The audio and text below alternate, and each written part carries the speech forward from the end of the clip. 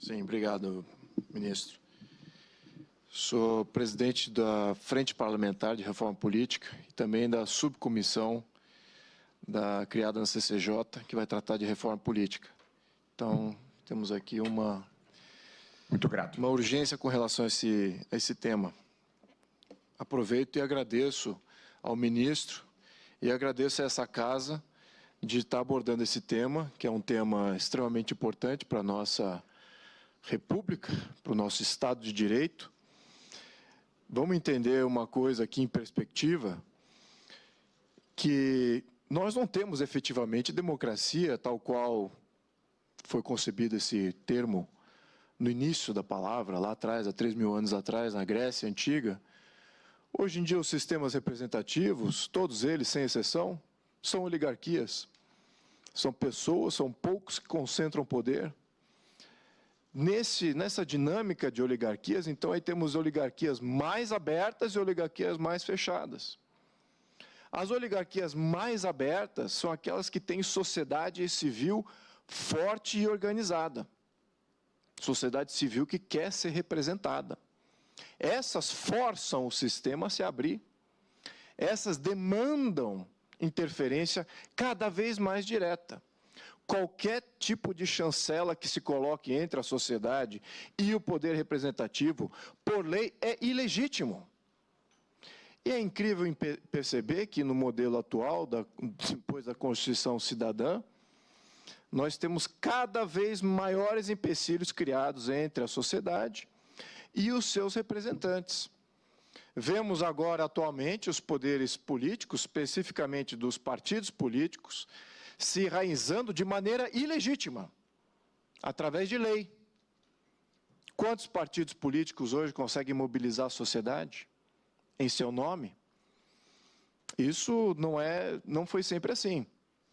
O PT teve muita legitimidade no seu início, mobilizava de fato a sociedade. Mais tarde, o PMDB também foi um movimento legítimo, com raiz legítima. Sociedade querendo mudança de Estado. E, atualmente, como é que estamos? Esses partidos se tornaram, não só esse, mas estou falando dos outros também, se tornaram arcaicos em sua capacidade de atender ao pleito individual, ao pleito coletivo, ao pleito de classe, ao pleito de causas. E isso transformou-se extremamente perigoso, porque a sociedade civil no Brasil tem evoluído, independente dos poderes políticos terem reagido dessa maneira, ou ao menos em sintonia com a evolução dessa sociedade. Vemos aqui um problema conjuntural, que é necessário uma força independente do jogo político fazer um juízo. Olhamos aqui, por exemplo, a região latino-americana, é abundante os exemplos de partidos políticos assumindo o controle do Estado por completo. Cito aqui, por exemplo, o México, com o PRI, Partido Revolucionário Institucional, naquele momento, 1923, sociedade fraca, já cansada de tantos golpes de Estado, totalmente avassalada por oligarcas, caudilhos, se entregou a um partido maior, que nada mais foi do que uma conjunção de várias oligarquias dentro de um só partido, assumiram o poder por quase 100 anos, até 1999. Estamos falando aqui mais de 70 anos. Controle completo do Estado do México.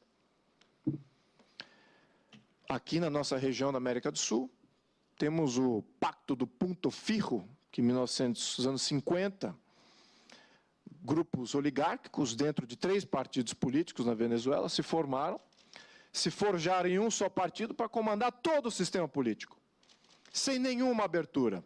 E como é que se faz abertura no sistema oligárquico como esse? Através de um líder populista messiânico. A oligarquia dos partidos, forte, enraizada em lei, criando chancelas contra a interferência direta, fomenta o populismo. O Brasil teve uma dinâmica também. Não vou nem citar o caso recente, mas vamos citar aqui a Primeira República. A Primeira República teve o Pacto de Governadores.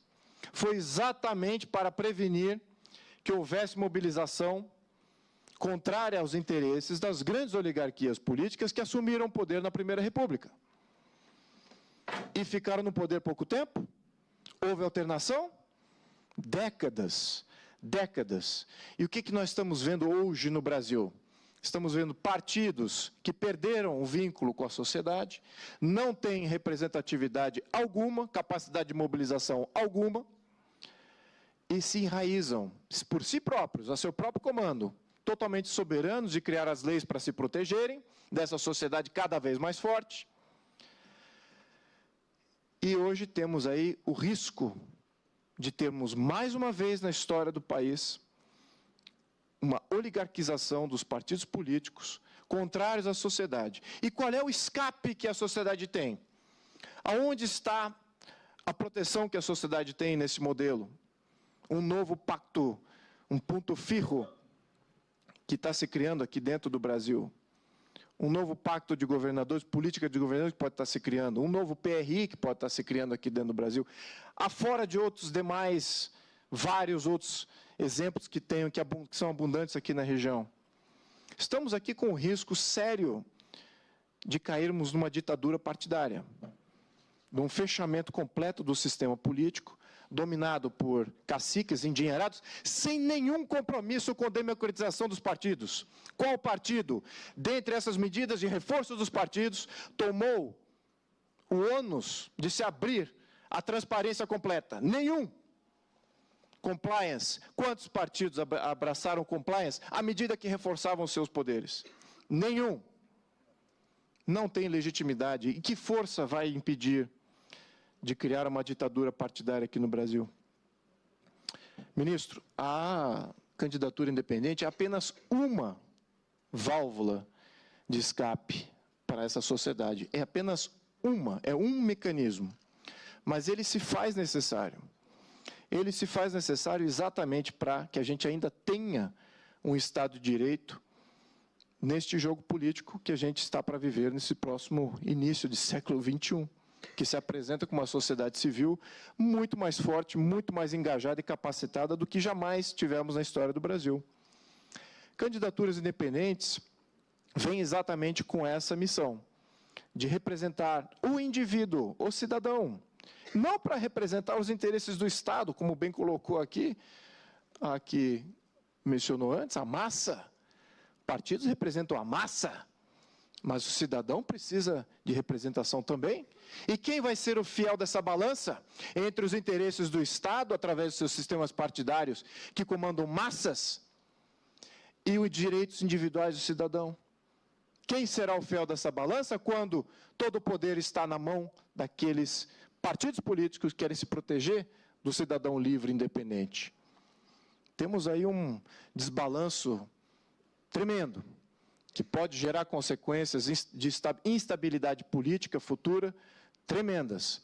E o populismo pode surgir e ser reforçado no nosso modelo de Estado de Direito de uma maneira perene, exatamente por essa falta de representatividade.